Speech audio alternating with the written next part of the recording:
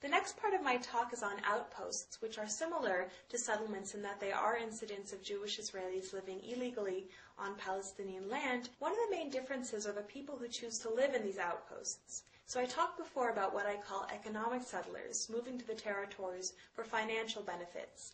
And they represent about 80% of the settler population, a vast majority that says, according to polls, that they would be willing to leave if they were offered financial compensation.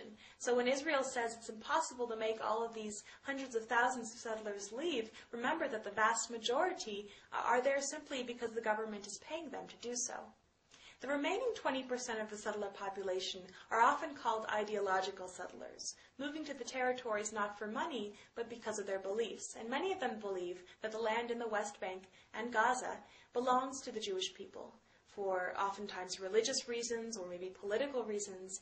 And according to many of these people, the Palestinians are the ones who are occupying this land, Jewish land. And so they will actually come in the middle of the night with trailers and simply establish themselves on a plot of Palestinian land and say, we're not leaving. This land belongs to us. Well, a farmer wakes up the next morning and there's an outpost on his land. And while the Israeli government says that it doesn't condone this kind of practice, it doesn't do a whole lot to prevent the settlers from coming or to make them leave. And so over time, these outposts begin to grow. More settlers move into them. Eventually they want a school for their children. They want a fence around them for security. They want a road to connect them to Israel.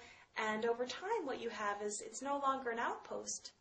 It's a new settlement. And that's the way a lot of these settlements were originally founded and grew into what they are today. And once they become settlements and recognized by the Israeli government as such, they become subsidized by the Israeli government, which means subsidized by the U.S. government, by us. The U.S. government gives Israel between 3 and 5 billion American tax dollars every year. That's more than $10 million every single day. That is going towards upholding these illegal practices. And, this may seem like something kind of on the other side of the world, has nothing to do with us as Americans, but we are the ones paying for this.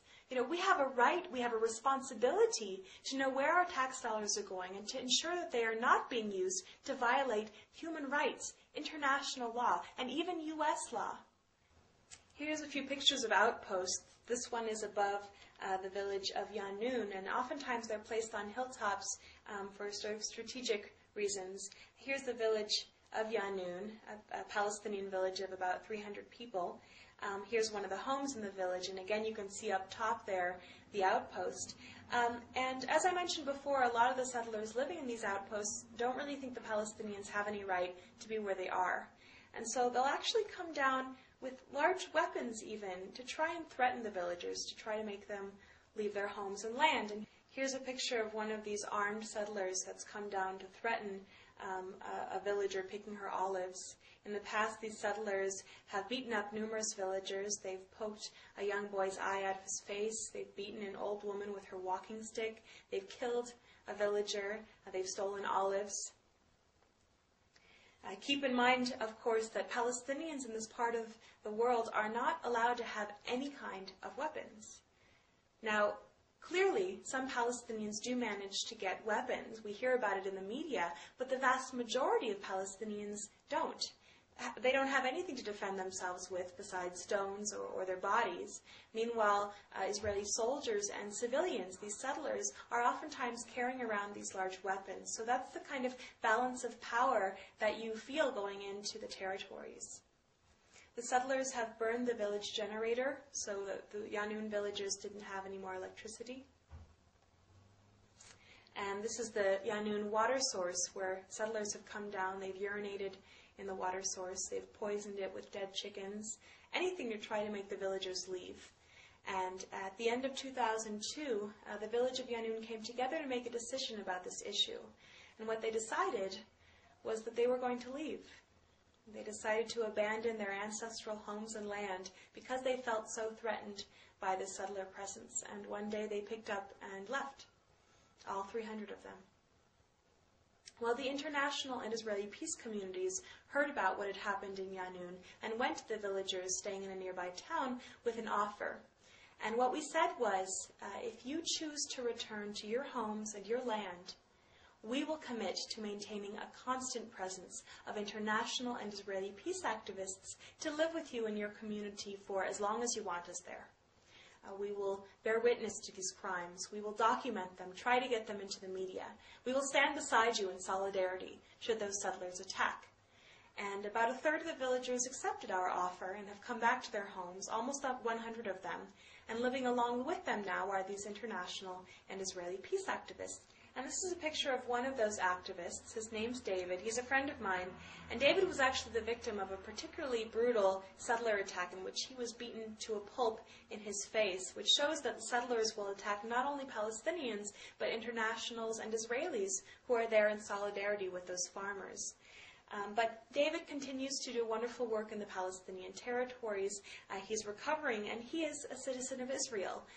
A Jewish Israeli, and one of many Israeli activists that I've had the privilege to work with in Palestine. Now, it's very important for people to distinguish between what it means to be Jewish, someone from the Jewish religion or culture, like myself, what it means to be Israeli, a citizen of the state of Israel, and what it means to be a Zionist, someone who supports the idea of an exclusively Jewish state. These are three separate categories. There is some overlap, but they are not the same thing. It's very important to distinguish. There are Jewish people who are not Israeli, like myself. There are Israelis who are not Jewish. 20% of the Israeli population is Palestinian. There are Jews who are not Zionists. There are Zionists who are not Jewish. The increasingly influential Christian Zionist movement in this country. And it's very dangerous when these ideas become conflated because people start associating them as equal, such that people are afraid of standing up against what Israel's doing because they're afraid that would make them an anti-Semite or a Nazi or something. And it's absurd. It's crazy. You know, occupation and oppression have nothing to do with Judaism. And to criticize these things is not anti-Semitic. So it's important to keep these things separate in our minds. Here you can see a Jewish Israeli, a rabbi from a group called Rabbis for Human Rights, planting an olive tree alongside a Palestinian farmer. Here you can see an Israeli activist protesting the policies of her government alongside Palestinian colleagues in the resistance. In Israel, all Jewish men and women are required to serve in the military, but there have been thousands of Israelis that have stood up and said, we refuse to take part in this institution, and they're known as the refuseniks. And I have to say that in Israel, there's a much higher tolerance for debate and dissent on this issue than you find in the United States. In Israeli newspapers, you'll find much more candid descriptions of the occupation than in U.S. mainstream newspapers, where sometimes it's even taboo to use the word occupation. But in Israel, actually, the majority of the people are opposed to the settlements and opposed to the occupation as it is right now. So a lot of times, people in the United States feel like they have to support the Israeli government in order to support the Jewish people or the Israeli people. And they don't realize that just like in the United States, there are Americans that don't always support what part of their government may do.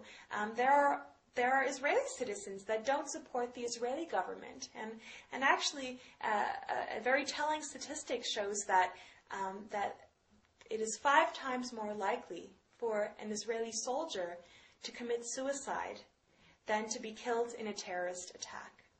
And so when people talk about this occupation as helping the Jewish people, they don't realize how many Israelis are actually against it and how important it is for the Jewish people as well as the Palestinian people to end this.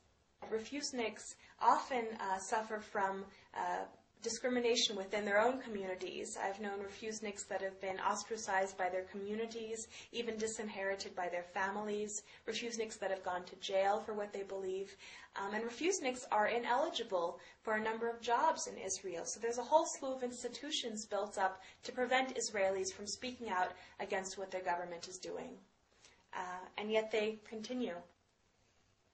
Here's a Palestinian farmer picking olives with an Israeli activist in the olive harvest.